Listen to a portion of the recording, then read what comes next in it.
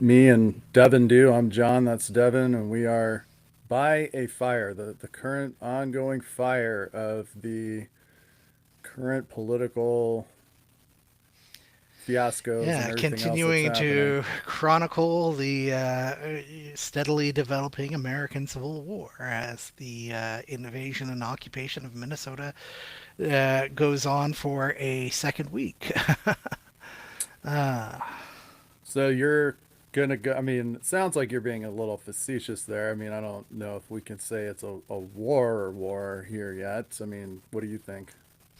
well, it's a fraught situation, and I suppose one of the things that's important to talk about is, during the Cold War, the CIA developed a model, wherein, it talked about kind of two axes in conflicts. One is the Mm-hmm. intensity of the conflict, and the other two axes are the internal support for the conflict and the external support for the conflict. So, yes, I suppose we're not really in a civil war. We're more in a sort of a bleeding Kansas scenario. A situation of political violence, which is not unlike the political violence that was taking place in the 1850s. Okay. Um, What was that political violence like, and what characterized it? How many people died and stuff? the largest conflict, of course, was the Bleeding Kansas conflict, which was the conflict between pro slavery and pro abolition people. Basically, when the state of Kansas was admitted to the United States, it was decided that it would be selected by public referendum as to whether it would be a free or a slave state. And that was a recipe for disaster. Why? Why was it? Because there were pro slavery advocates who came up from the South who engaged in violence against the abolitionists. It was Was there slavery in Kansas when it came in as a state? no, it was a territory. Right, but like when it so it wasn't a state yet. Yeah, Uh in the geographical area that would later become Kansas, before it became the state, were there currently operating slave owners living there that if it got voted as a slave-free state would have had to like move away or lost their slaves or whatever, is what I'm trying to ask. okay, so that was one of the ongoing you know, yeah, that was a major point of contention. Basically, the Missouri Compromise, set the Mason-Dixon line, which was what basically set which territories could have slavery and which territories could not have slavery. As a consequence, for example, Arizona was and New Mexico were slave territories, Okay. but other parts of the U.S. territory were Well, not. the answer is that yes, Kansas did have slaves and enslaved people in the Kansas territory before it became a state. So that could make a little bit of sense why there'd be uh if the people that were living there were like, okay, we're becoming a state and now people are voting to make it illegal for us to have these slaves, like they could uprise about that or something. So there was some violence there about that kind of stuff, and you know, obviously some agitators or whatnot coming up from the south and whatnot. So uh, yeah, Well, I mean, it's not just that. You have, the beating of Senator Charles Sumner in, the halls of Congress. You have John Brown's raid on the Harper's Ferry, militia. You have the disappearing and killing of various, anti-abolition advocates such as Solomon Northup. The author of 12 Years a Slave, which you might remember as a movie. He mysteriously vanished, and it's believed that he was killed by pro slavery advocates. So it was a time of political violence. okay. Hmm. Um, I'm seeing estimates around 55 people or so that were killed during the Bleeding Kansas events. Hmm. I feel like we've had a handful of deaths so far from the anti-ICE and, on both sides with uh, people. Obviously, I think there were, I can't remember if there were any ICE agents killed yet, but I mean, clearly there's, especially if you lump in the stuff that happened in 2020, which kind of feels like it's not exactly part of the same situation, but it's broadly speaking kind of an anti-law enforcement officer type of protests that have been happening Though off the and on difference, well, over the certain difference, unjustified killings, right? yeah, the difference Um, is that the George Floyd protests had to do with a Minneapolis police officer. right, Now with Renee Good, it's a federal police force. It's a federal law right. enforcement But like if agency. a Minneapolis cop had done the same thing, I think I think there'd still be potentially some obviously the contexts are different, Hmm. but like I'm just saying they're not the same, obviously, but I think there's a common thread in there. Hmm. Similar people are would kind of I think some people would view the types of political side that the protesters are on is similar between the two. Well, I think there's a little bit less ambiguity with this case than Mm, the George Floyd, because there's no racial line. Renee Good was a 37-year-old white mother. You right. know, so there's not necessarily uh, the matter of race. In this particular matter, it's just sheer arbitrary violence by the state, by an Well, agent of the state. when you say arbitrary violence, what do you mean? Well, we had extensive discussions last week about whether or not this could be said to be a provoked, uh, incident, or whether Jonathan Ross had any cause or grounds. And I was very sharply for the fact that there was no basis for this violence. And that's why I call it arbitrary violence. Okay, well, that one particular case, let's say we go ahead and grant you the point because, I mean, I've done a lot of thinking about that too. And of course, my argument at the time was uh, that there's a lot of layers of factors involved, and I wasn't prepared to just go ahead and say point the finger at one side or the other. It seemed to me like one of those kind of unfortunate situations that arises when you have a variety of different factors at play, and then there's an outcome that's not an entirely unpredictable outcome based on all of the totality of all of the circumstances. That being said, um, having had an opportunity to further think about it, one thing that kind of has stood out to me was in that particular case, you just think about it, one of the things you have to claim self-defense sort of is that you didn't create the circumstance that caused you to be threatened. Hmm. And generally speaking, going out in the middle of a road, of a public road, in front of a running car, not at a crosswalk, so basically jaywalking, Hmm. uh, doesn't per se entitle a pedestrian to then use deadly force if the car is coming at them. Like, I can't just go out in the street and step in front of a vehicle and then when it starts accelerating, pull my handgun out and blow the driver away and go, "Oh, that was self-defense because they started driving." I mean, it's like I was in the middle of the road. Like, why would they even expect me to be there to begin with? Maybe they Yeah. don't see you because, like, she's being distracted by somebody at her window. Hmm. She's looking at this guy at her window who's reaching in her car, trying to Hmm. open the door up, Yeah. right? And she's like, "Oh shit, I'm going to try to get away from that."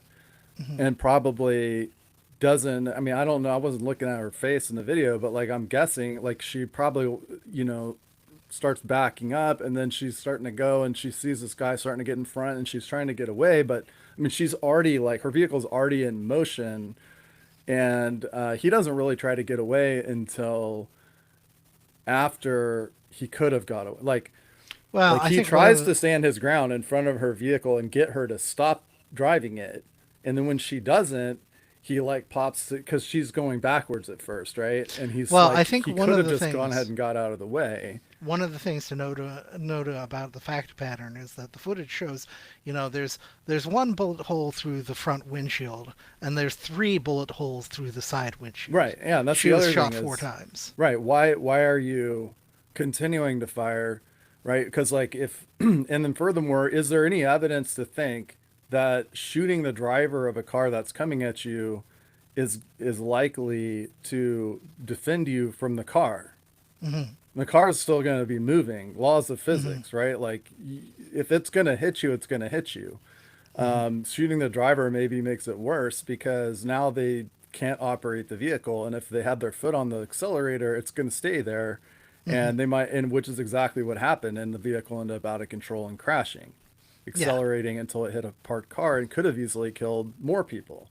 So, I think just on that, you go, I mean, this guy did not behave in a smart manner, and I think this is something that ought to be decided in court. And the fact that the federal government is essentially, and this is something that really upset me, was seeing this week that basically the federal government told the prosecutor's office in Minnesota, like, no, don't investigate the officer, investigate this lady's wife, Yeah, the Renee Good's widow of wife. Renee Good. Yes. Yeah. And And we had six they all members of the resigned. Yeah. yes, six resignations from the federal U.S. attorneys from the federal prosecutor's office. Right. So six career attorneys in Right. the And why are Department of you telling Justice. them not to investigate it if you're confident that the guy acted in self-defense? Like if this guy isn't guilty,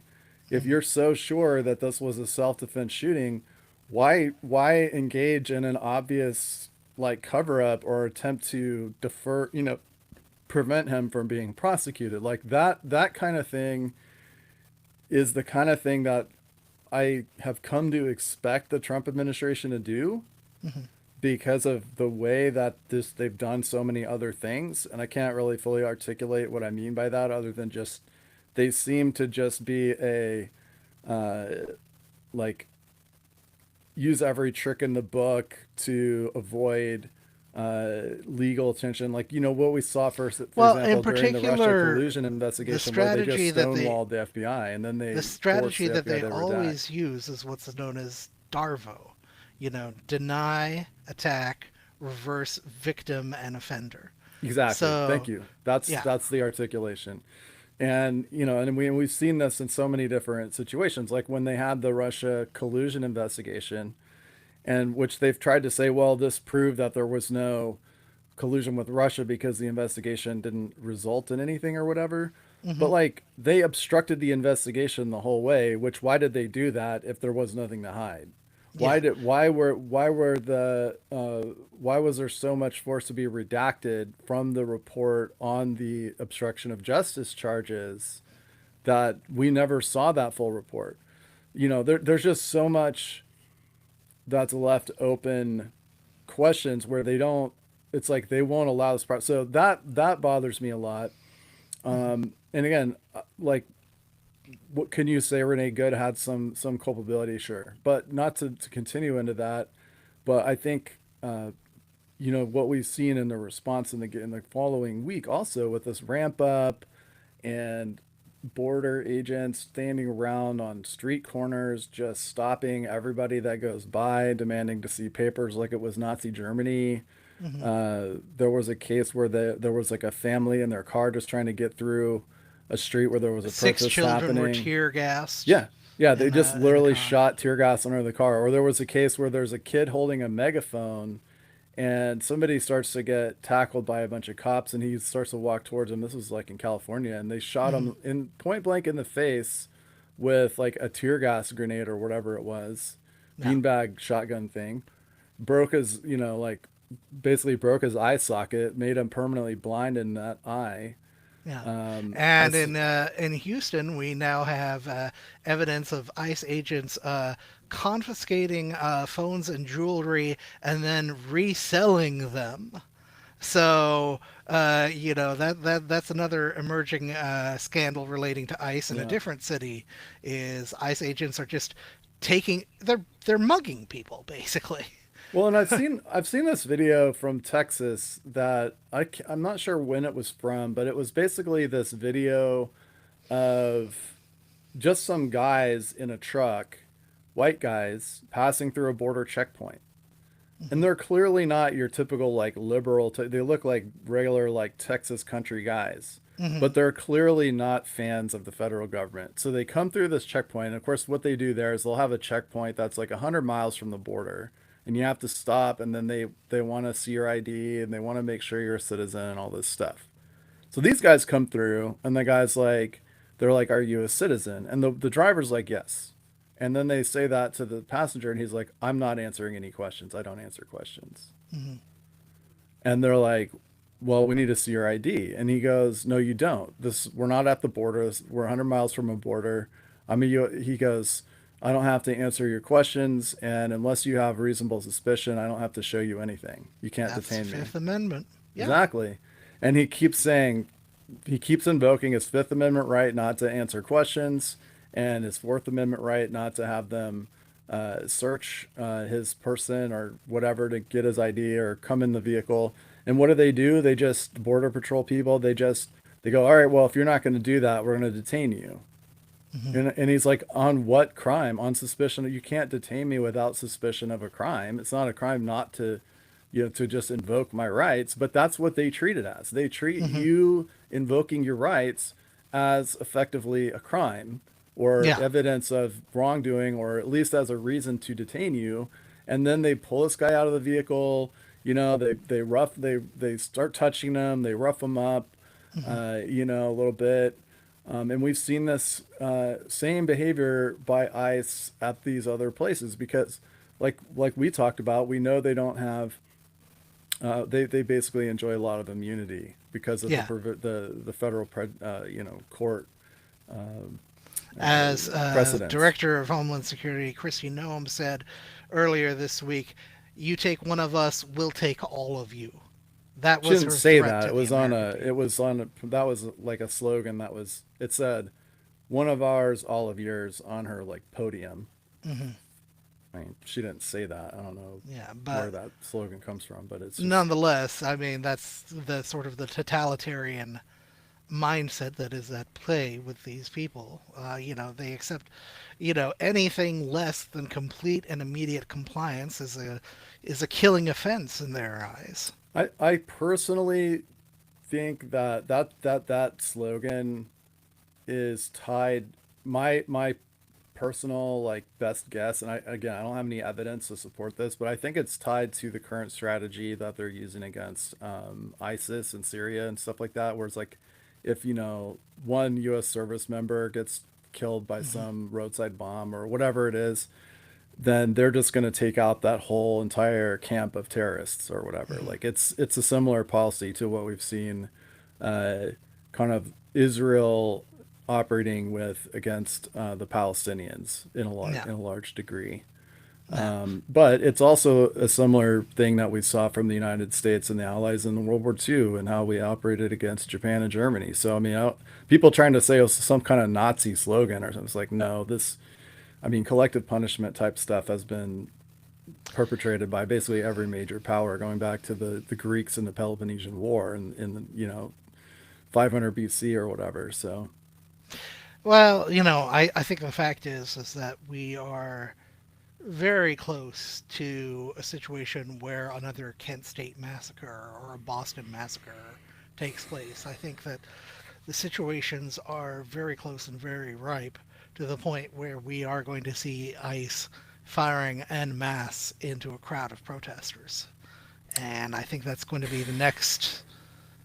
well, I think that's they something that's going certainly are to. bringing stuff enough ammunition and guns around with them that if we were to see that, it seems like what they're prepared to do. That being said, you know, I just, I had to ask myself, like, imagine that the president was a Democrat and they were sending these same kind of goons into a quote unquote red city. Oh, like Waco, Texas, with the Branch Davidians. Like how soon would it be until uh, somebody, people on the right, were like, we're gonna take our guns up and use our Second Amendment rights to do something about this. Well, we know the answer to that. The answer to that question is what we call 1992 to 1995 in American history, where Yeah, first the Branch Davidian standoff and also the killing of far right militia member Randy Weaver, were explicitly cited by Timothy McVeigh as the reason for his bombing of the federal building in Oklahoma City. yep, yep. It led directly to domestic terrorism, Hmm. and of course, at that point in time, it wasn't like the government was like, okay, we're setting up the Insurrection Act because of this. Like, I mean, but I think a lot of people are basically saying that they feel like Trump is doing this to hopefully bait the left or something into, doing some kind of what they can call as a terrorist action, and then they can Well, justify the one of Insurrection the Act or one of the really things that this starting to is treat called people in as terrorists or whatever. counterinsurgency is it's called a strategy of tension. The original strategy of tension refers to the period in Italian history known as the Years of Lead. And basically, the strategy of tension was an effort by far right wing, both within the police and outside of the police, to provoke a cycle of violence that would ultimately result in destabilization, enabling there to be an ultra right wing or fascist coup and takeover of the Italian government. This involved such actions as kind of right wing members of the police, basically deliberately engaging in shooting accidents in order to provoke protests. But it Mm-hmm. also involved right wing military groups or paramilitaries basically attempting to create false flag terrorism incidents that would be blamed on communists and socialists in Italy. Mm. Yeah, And army di so, Piombo. yeah. Yeah, and so the strategy of tension basically is where a state is basically seeking a cycle of violence in order to justify further totalitarian assumption of power and further emergency powers, Right. basically. Yep. And this led to some 400 people being killed in those roughly 20 years, what, 68 to 88 ish Hmm. Hmm. in Italy. With the worst incident being the bombing of a train station in southern Italy, which killed something like 80 people. Something tells me that if it gets bad here, it's probably going to be worse, but I don't know. Yeah, Because well, my feeling is that, you know, we're with six with the times the way that size of Italy. communication works here in today's age and how quickly people can organize, my fear has been that, I mean, frankly, if you can just take the Twin Cities, right? You have Hmm. over what, about 3.5 million people in the metro area. Hmm. I don't know what, 35% of them have guns in their households just by Right. statistics. There's like 121 something thousand registered legal machine guns in the state of Minnesota, and God knows how many that aren't legal. Hmm. It's not like it's hard nowadays to for people to make little things, 3D printed things that you could throw into Yeah. a Glock or an AR and make it basically fully auto. So, I mean, and you see the federal government banning, basically, they've banned all civilian drones. Hmm. Maybe effectively because they've said like essentially all foreign drones can no longer become new models of foreign drones that aren't already on the market can basically not be brought in Hmm. and made legal. So all the new DJI stuff, all the new, I mean, you just can't get them anymore because they're saying they have to be made in the United States, which they've used the pretense, well, they're trying to bring back jobs or something. Hmm. But like all the American companies that make drones are like defense contractors that make these really big, expensive drones. And how much of this is really that they don't want it to be the case that if they decide to have their big crackdown, then they don't want the civilian population to be able to do what the Ukrainians have been able to do, where they can Hmm. get cheap drones off of Amazon or whatever, and Hmm. basically have a guerrilla war where they're actually able to be mildly successful against a much more well-funded military force. Right. Yeah. And that's definitely a factor of it. And yeah, I mean that is kind of a factor of the Second Amendment. Is the fact is that we are a more heavily armed nation than basically any other developed nation or arguably developed nation. And of course, at the same time, Trump is now threatening another round of tariffs for against the nations of Europe for not complying with his desires for the annexation of uh, Greenland. Greenland, which Oh my God. again shows, and of course the whole thing is, And he wants to cut funding to all the states that have sanctuary cities, which is pretty much. and he wants to cut basically, I mean, they just rescinded or waffled where everything is up in the air, $2 billion in cuts to grants for rehabilitation and mental health treatment. So basically, he's trying to basically cut all of the federal funding for drug rehab and mental What? illness treat. Yes. Why would they want to pull away from mental health of all things? Do they think mental Well, health isn't real? I mean, I get the like transgender stuff. They have like this gender ideology thing, but mental health, Well, addiction I mean, it goes treatment. I all the mean, way what? back to Reagan, and this old conservative attitude that, will is the only thing that matters. There's Will? this, yeah, if you have a drug addiction, that's something that you should overcome yourself. That's your Oh, problem. gee, thanks. I'm cured. Yes, exactly. Mental health, mental illness is just mental weakness. That's the Republican social Darwinist attitude is that, sink or swim. It's your problem. Your depression, your mental illness, your physical illness, your addictions are your problems. And if you're not able to overcome them and master them, then, well, you deserve to die. That's fundamentally their view. An extremely ruthless form of 19th century social Darwinism. The weak should perish, and, So anybody who has a what mental monies illness. is Trump threatening to cut to the states? Because I mean, federal Okay. spending gets set by Congress, and the Hmm. president can't generally just unilaterally go, on this day, if you have a sanctuary city, we're going to stop sending any funding to your state. Like Well, there's no a federal, number of like, different techniques that are happening. What is happening in Minnesota is that basically the HHS is using the pretext of fraud in childcare uh-huh, as the basis which we've for had with here too in Portland, yes. and that's actually something I really don't like our preschool for all initiative Mhm. that took a bunch of city income tax to give to these preschools because they show that these preschools were they were giving all this money to preschools that weren't for kids that weren't even enrolled. Yeah, but the scorched earth solution to that is basically cutting all federal, food assistance and TAMF and needy families assistance. So Well, isn't basically, that that's basically just a sharp stick they're trying to use to get the states to go, okay, okay, okay, we'll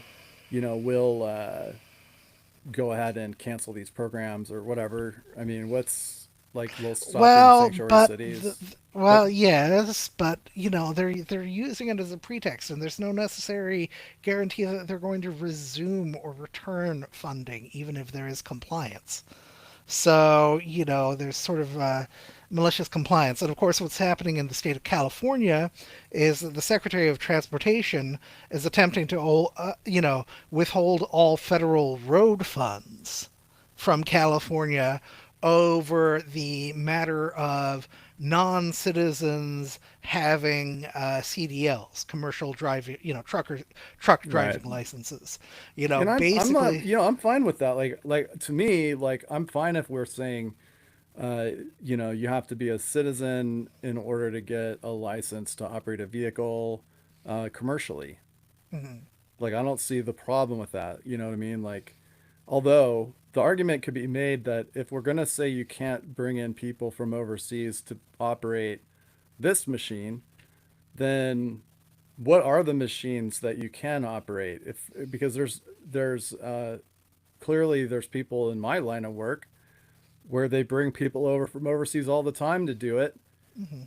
writing software, Mhm. and because they're cheaper, and it makes it harder for people like me to get jobs and keep them because they know they can always just replace you with somebody from India or China or whatever.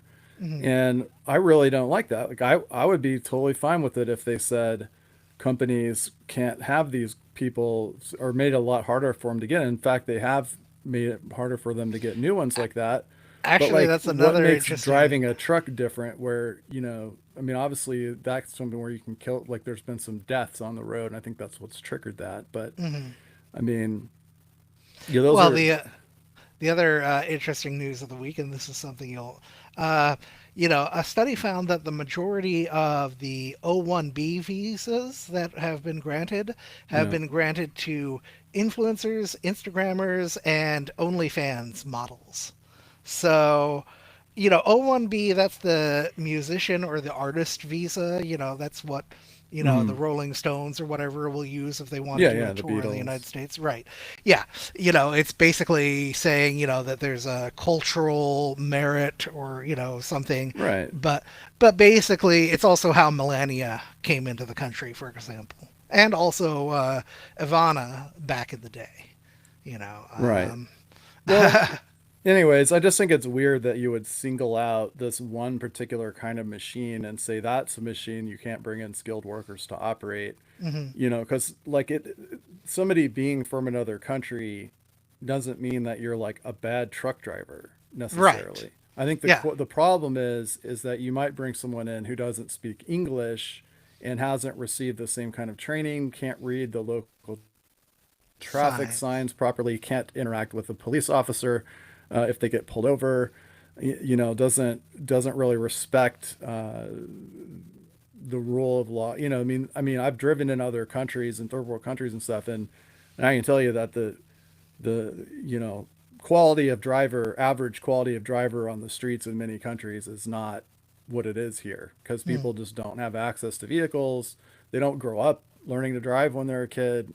You know, it's different, you know, and so Yeah, but I think ultimately what we're seeing in both of these cases is that even if there is some arguable, reasonable reason for the pretext that is being cited, the tactic is draconian and is absolutist.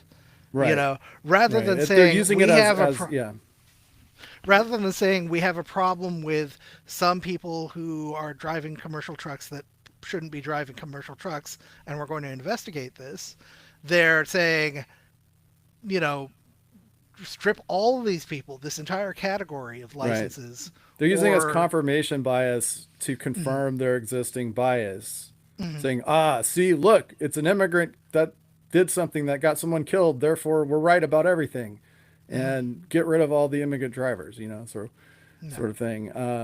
When, you know, if you were going to really be honest about it, you would have to do a statistical analysis to see, like, okay, well, there's also clearly going to be accidents caused by drivers that aren't immigrants.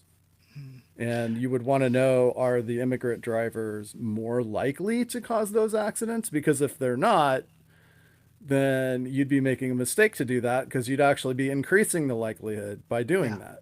Also, another interesting thing in terms of statistics, 2025 was the first year in this century that America has experienced net negative migration. More Hmm. people left the United States in Well, 2025 that's what they than want. entered. Well, yes, They and it's want happening. people leaving. Yeah, and I it's don't know what happening. percentage of those people were citizens. I mean, that'd be Mhm. interesting to know. Hmm. Like how many citizens are going, I'm out of here. You know what I mean?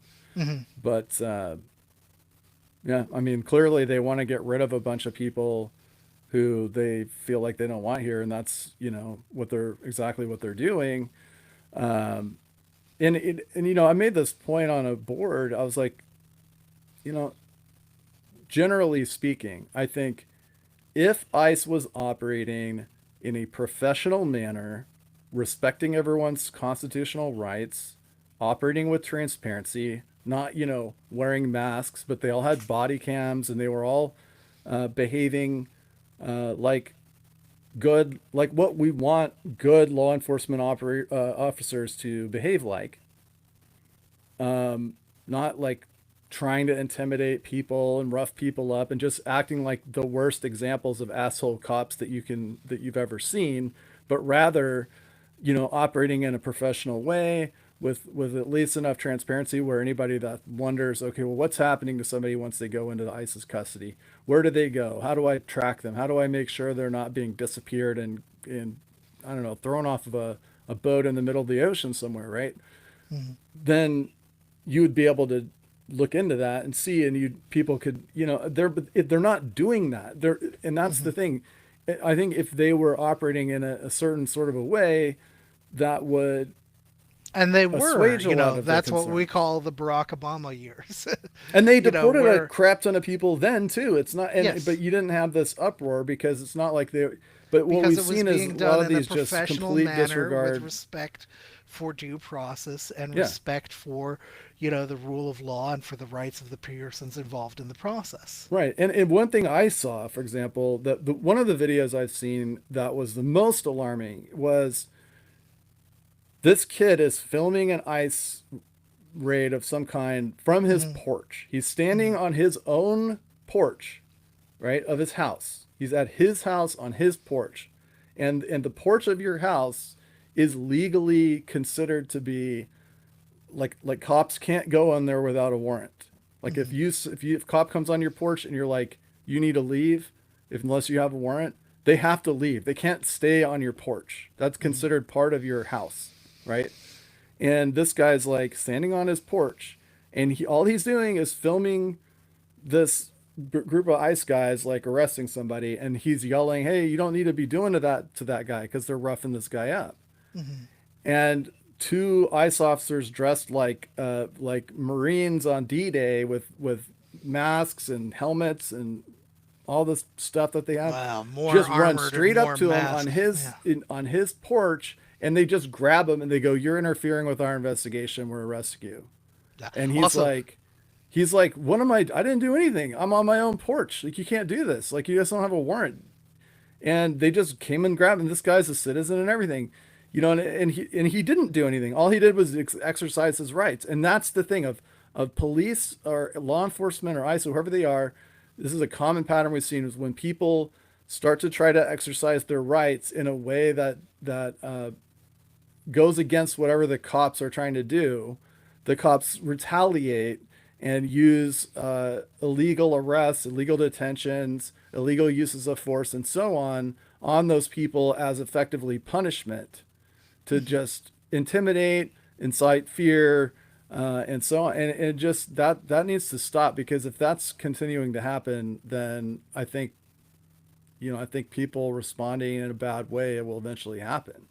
well, I mean, we exist in a state of tyranny. I agree with Governor Pritzker of Illinois that, America is currently in a state that is similar to Germany in the early 1930s.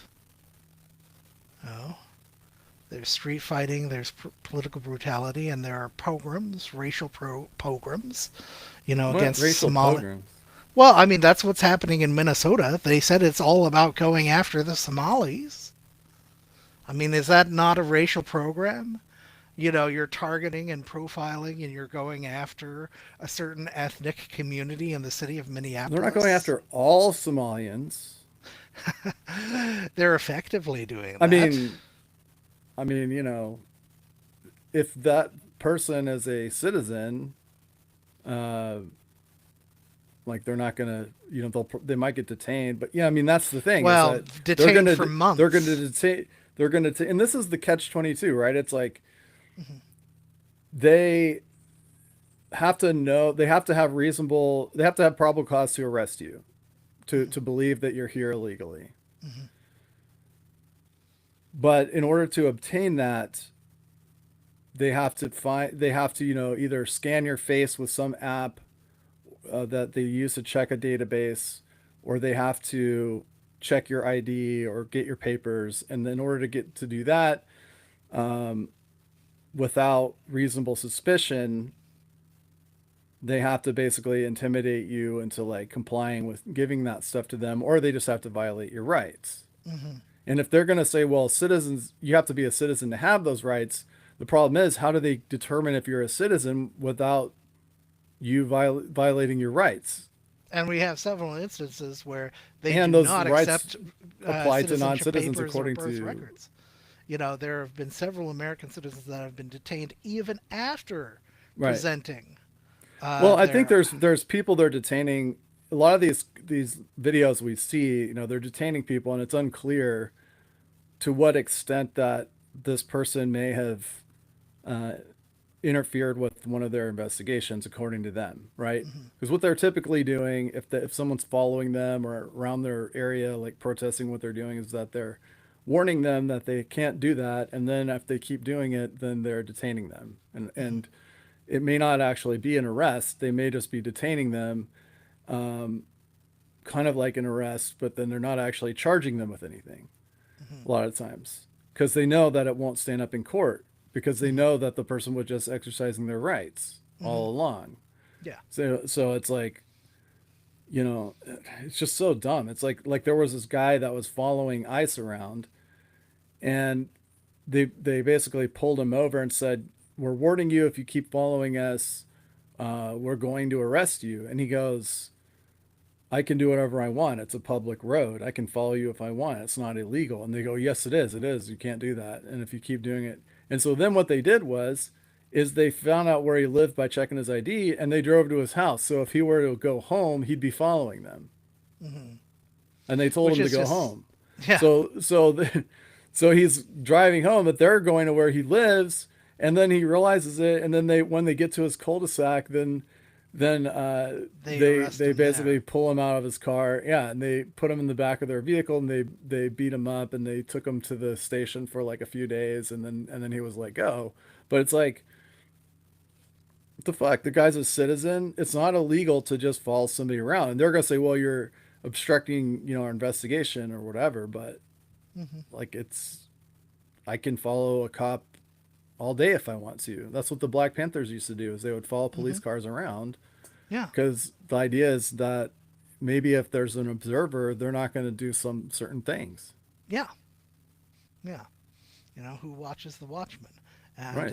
one of the things that also happened this week is that there was a massive breach and disclosure of, documents of ICE agents. So we know who they are. We know who Jonathan Ross is. And they may be escaping culpability for now, but how long that continues, whether we're going to go towards something that's more like 1990s South Africa or whether we're going to go to something that's more like 1950s France remains to be seen. And what I mean by that is that, South Africa practiced this whole, amnesty and lustration of all of the people that were involved in the crimes of apartheid, for example. Whereas, post-war France was characterized by the social strife that was involved with the ongoing investigations and counterclaims of who was a collaborator with, the Nazis during World War II. So there's different ways that it can pan out in history. Well, yeah, we're continuing to deal with a reality TV show administration that is continuing to seek and is currently managing some excellent distractions from the ongoing matters such as the Epstein files. Right. We'll see what sort of ratings stunt gets pulled by the White House next week. Well, and we're not, I mean, I don't think we're quite to Weimar Germany. I mean, 1930s Germany, like we still don't have an abolition of elections. We still don't have, I mean, it's not like Minnesota or the United States is basically a collapsing state. We don't have Um, mass, party paramilitary control of the streets nationwide, at least. I mean, in mhm. this whole surge in Minnesota starts to look that way as far as street armies going around with the kind of tolerance that the SS was able to. But I mean, I Well, think the we're SA, still, but yeah, SA, yeah. mhm. But yeah, and We're there's still in also, 1932. We're not in 1934 yet. well, and that's the thing. What are the things that we do need to look out for, right? Right, and obviously it's like the ratcheting up, like Mhm, this whole threat of the Insurrection Act. What's, mhm. like we haven't had that moment yet where Palpatine is like unlimited power, Well, we haven't like had something that's the equivalent of the Enabling Act, which was enacted after the Reichstag fire, which basically gave Adolf Hitler kind of supreme dictatorial power and basically ceded all power of the Reich Chancellery. And that's again another reason why I'm saying 1932 and not 1933 is that we have a highly ineffective, dysfunctional Congress, which is really not regulating as much. I mean, articles were introduced for the impeachment of Kristi Noem this week, which are probably not going to go anywhere. But it hasn't gone to the point where, there's been carte blanche. And Trump is threatening to invoke the Insurrection Act. He would be the first president since George H. Bush. The last time the Insurrection Act was invoked was during the Rodney King riots in Los Angeles. And that involved the nationalization of the California National Guard and the deployment of the National Guard to the occupation of Los Angeles. Uh, you know, um, so but there was you know, already a riot there. yes, Like it there was was an clearly a ongoing situation where riot. there needed to happen. Like they needed to, 65 people died in the course of those riots. right. It was a big deal, and there, I don't think anybody was like, oh my God, they're just using this as an excuse to do the insurrection act. It's like, no, there was a big ass riot, and they sent the troop. Yes. I mean, but like, I mean, I think, we've seen a weakening of judicial independence clearly. Hmm.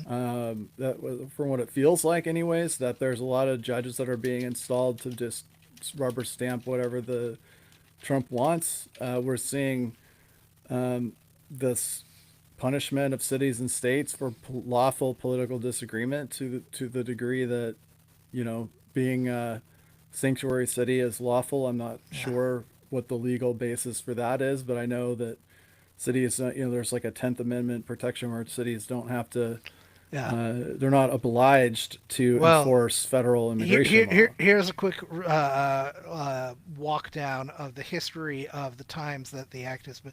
The first was Thomas Jefferson in 1808, violations of the Embargo Act Hmm. around Lake Champlain. Okay. Then a dispute around the Arkansas Mexico border, Andrew Jackson. A slave rebellion in 1831. Labor riots in Baltimore in 1834. The big one, of course, was Abraham Lincoln and the American Civil War. And then again during Reconstruction, and then again during Reconstruction, a lot of times during Reconstruction.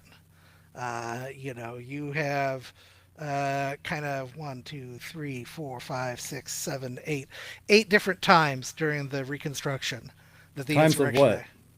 Oh, that the Uh, Insurrection Act was invoked. yes, Okay. against violence in Louisiana, a white Okay. supremacist insurrection, uh, Well, look, riots against Chinese citizens, I'm just race saying, what are riots. the signs that we need to watch for Hmm. to know that we're slipping further towards 1934, right? Hmm. And one would be prosecutions aimed at political opponents as a class, Hmm. right? So something like what they're trying to set up where it's like, oh, these protesters are terrorists, right? Hmm. Because they want to be able to say that treat people that are their political opponents as a class of people that they can take legal actions against.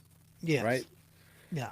They want to weaken judicial independence, like what we're seeing with the prosecutors in Minnesota, where six prosecutors leaving Hmm. because they're not allowed to enforce the law or even investigate enforcing the law against people who are uh, protected members of the protected group Hmm. is a really bad sign. Because we'd also need to see widespread impunity for political violence that's aligned with the ruling faction. That's Hmm. another thing that has to happen. And if you see that people once people amongst like ICE realize that they can just get away with whatever because they're just not going to get prosecuted because they're feds and it has to go to federal court and they have all this immunity and they can basically just do whatever they want. Uh, it can go bad real quick. And then the routine use of emergency powers, which we really haven't quite seen yet, but like we've seen a lot of attempts to try to bring in, you know, Invoke emergency powers, or there's a lot of rhetoric yeah, about using those emergency powers. right. But it hasn't become routine exactly yet.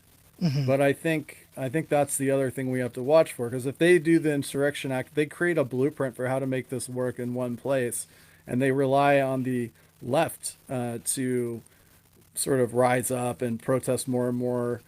You know, with because I think if we start to see protests happening this summer on the scale of what was in the George Floyd protests, uh, that's exactly what they're going to do. Hmm. And that's why I continue to predict that we are going to see something equivalent to the Kent State massacre or the Boston massacre at some point So this year. I think the key though is that I think what the protests need to do, and it's something that I've said this a lot of times before, is the protests need to be way bigger than the Hmm. George Floyd protests. It needs to Hmm. be like everyone goes. Like Yeah. it's like millions of people, including and just flooding because that's the one thing that they can't deal with is numbers. They Hmm. can deal if it's a crowd of 20,000 people or something or 10,000 people maybe.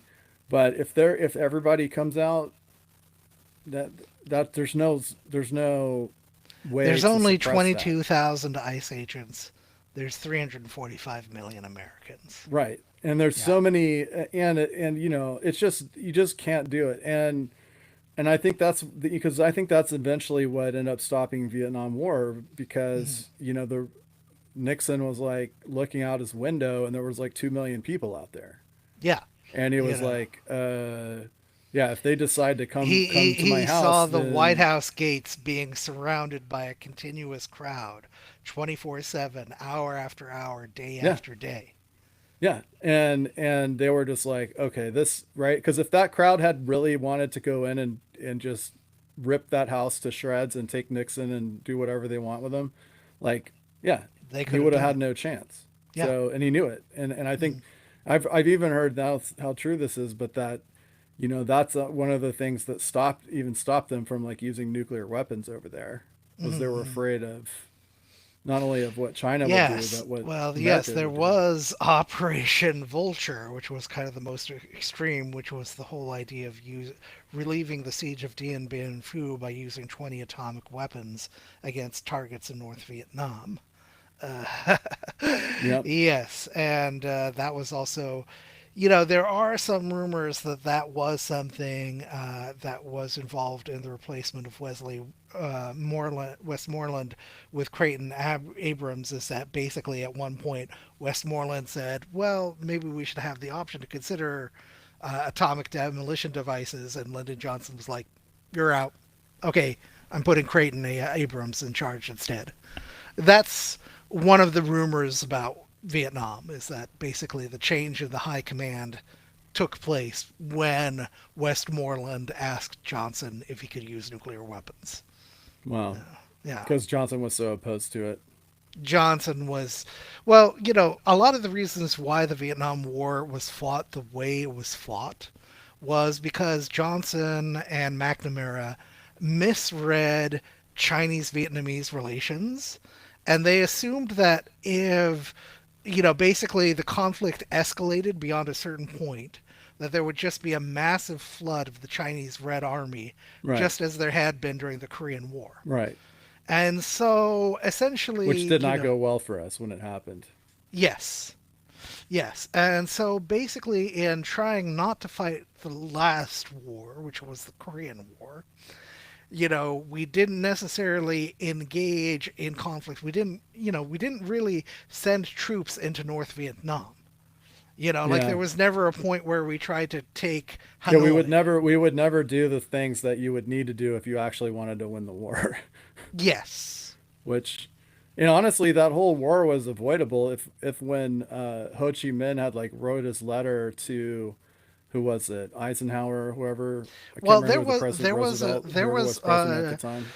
there was 20 years, yeah, and we have the records at the State Department, starting with Woodrow Wilson and going up to Harry Truman, of Ho Chi Minh saying, "Please, America, support us in our struggle for independence and in securing Vietnam." So there was more or less, uh, a quarter century Yeah, of Ho Chi Minh trying to get to be on our side and to get us yeah, on our side. And it was only in 1947, after some nearly 30 years of efforts to lobby the United States, that he gave up and decided to go with the Soviet Union instead. So, did we ever even write back? Um, I'm not sure. That's a very interesting question in diplomatic history of how Ho Chi Minh's petitions to the Because I've read that no, we basically never in any meaningful way engaged yeah. with Ho Chi Minh. Truman just basically like ignored him. Hmm.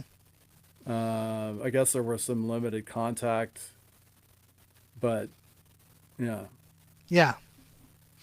I mean, he was just regarded as this scraggly, guerrilla fighter in the backwoods jungles after a certain point. You know. oh my God, yeah, like, and this is the thing, like if our country had a really good track record of making smart decisions on stuff like that, imagine what the world would be like. Hmm. You know what I mean? Like imagine how much, because like there's like a whole war we could have avoided Hmm. if we'd have just been like, you know what, France, like we see that you have this colony here, but we just fucking saved you from the Nazis, and so we're gonna just ask that you let the Vietnamese have their country back Yeah. because honestly, like we just had to save your ass, and we're not gonna come and save your ass again. And we could have even phrased it to the French Empire in terms of realpolitik, which is to say, look, if you really want to keep Algeria, you're going to have to let go of Vietnam. Like, Or you whatever. know, I mean, what yeah, would they say anyways? We would just be like, we want to help you detransition out of here. yeah, Like, there's this really good guy, Ho Chi Minh, and like, if we don't do this, he's gonna go to the communists. mm, Do you really want that? And they would, I mean, what would they have said? But we were just stupid. We were like, oh, we just thought that we could just go in with we were so full of ourselves, of our military might, or whatever. And like how much of it was just to justify continuing to spend in the military industrial complex, like what Eisenhower warned us about. And mm, that's where I'm fearing right now is the military industrial complex is hungry. And like mm. it's been able to keep getting fed off Israel and certain other countries, like buying weapons. But even there, like you saw, there was like an amendment proposed by a Republican in Congress this week that was like to cut, what was it, 3.9 billion to Israel and a few billion to Egypt and some billion to Jordan. And it's like, what do you think all that money goes to? That's just money that we earmark that they just turn around and spend back on F-15s and planes and tanks and guns the from our Saudis, companies. the Saudis Like, literally have and the Egyptians literally have warehouses, like giant warehouse complexes full of M1 Abrams. yeah, You because know that. that's, I mean, we have to keep the military industrial and if those countries are like, well, Russia's giving us this deal on tanks, and so you got to get your price down. They're like, well, Congress will give you like a billion or two to make the price better. you know, and stuff. And like essentially, if we don't do that, they're just going to go get all their stuff from the Russians and the Chinese, Yeah. and then we And I lose all mean, of their business, right? well, that's been a strategy. I mean, that's basically whatever, what happened ever since we successfully convinced Anwar Sadat to eject the Soviet advisors from Egypt. And Yeah, so, yes, you're referring to a model that has been the model of the United States policy and the industrial complex since the 1970s, when but the we, MAGA people are like, let's just stop doing that. Mhm. Like, like what is all this money for? Israel has free healthcare. Why should we give them any money? Kind of thing. And it's like we're giving that money to ourselves. Like that's, yeah. and they just get some tanks and stuff out of them, and then and then they when we want to blow stuff up over there, they have to help us. You know what I mean? Hmm. And I'm obviously like what Israel's been doing with it lately makes you go, well, maybe we shouldn't, you know, because Yes. but you know, if you're not a fan, because I mean, I think that all the classifications of that as a genocide are pretty on the money. I mean, like there's not a lot of debate anymore about that. Yeah. Yep. But And, anyways, well, that's our hour. This has been By a Fire. I've been John. That's been Devin, and we've been By a Fire, and we'll be By a Fire, I'm sure, as well next we'll week. see how crispy things are next week. Stay Yeah, crispy, I suppose. or Christy if you're a gnome. Christy?